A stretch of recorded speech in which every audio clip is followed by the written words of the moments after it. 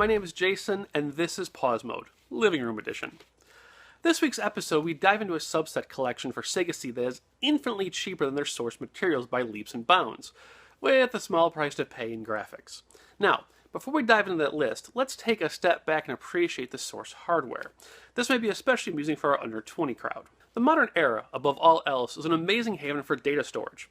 In the age of digital downloads, server storage, hell, or even writing data to DNA, the act of storing information 3 decades ago is a bit laughable at best. Besides vinyl, records, cassette tapes, and more, my favorite of all time has to be the Laserdisc. And this is one of my favorites. An Evening with Robin Williams. Yes, folks, this is a real, actual piece of media from the 1980s and 90s. While the format never really took off in the West, it was very popular in Japan and China. The Laserdisc, on average, offered an hour of broadcast quality footage per side, so you had 2 hours total per disc. While the amount of the data could change based on the type of disc used, overall it was a much better picture than the standard VHS tapes, offering TV broadcast quality. Thanks to this streaming ability, several companies decided to take a chance on it when it came to video games. The first true Laserdisc arcade game was actually released by Sega, called Belt. You were essentially a small ship in front of a full-motion video of other ships. If you correctly hit the movie clip, you'd see a cool explosion, and then the next clip would play. This sort of left or right decision making is the basis for most of the arcade Laserdisc games, with a select few being light gun games instead. Now, the game that finally brought Laserdiscs into the limelight was the now legendary Dragon's Lair. Using animation created by ex-Disney animator Don Bluth, you played a lanky knight out to rescue the buxom and fairly underdressed princess. Now, you have to really understand the situation back then. In an era of games looking like this, sitting next to it was this. So it was literally really playing an animated movie to us. With America giving us Don Bluth animated games, Japan decided to jump in with their style of animation, producing games like Time Gale and Cobra Command. Hell, some companies even saved time and cut corners by simply chopping up anime that the Americans hadn't seen yet, like Lupin the Third becoming Cliffhanger. The only really big player in the Laserdisc game business was American Laser Games.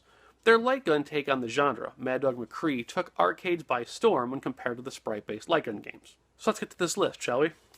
This subset has 10 games, and to make things easy, we'll divide them up into their genres. We'll start with the anime-related games. Cobra Command has you piloting a helicopter through various locales taking on the bad guys. Time Gale is a really fun romp where you travel through various time periods chasing your arch-rival. Time Gale is fairly amusing as the game will literally stop the game to allow you to make a decision, and then follow that decision's choice to the conclusion, be it good or bad. Road Avenger is essentially Cobra Command, but in a car. It's also one of the more peculiar games in the subset. Originally named Road Blaster in the arcades, its name was changed to Road Avenger in the US and later to Road Prosecutor on the Laser Active. This is more than likely due to the release of the Atari game Road Blasters around the same time frame. Fans of Double Dragon can also play the original arcade game to see the Road Avenger car in the garage of Billy and Jimmy.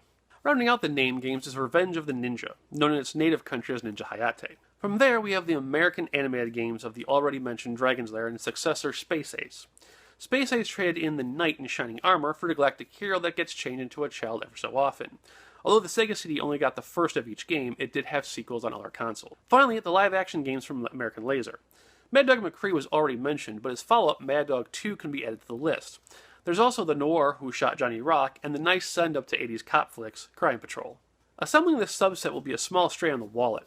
Most of the games on any given day average about $10 to $15, way less if you don't mind disc only. However, Time Gale, Revenge of the Ninja, and especially Mad Dog 2 have spiked in their values, particularly when complete copies are involved.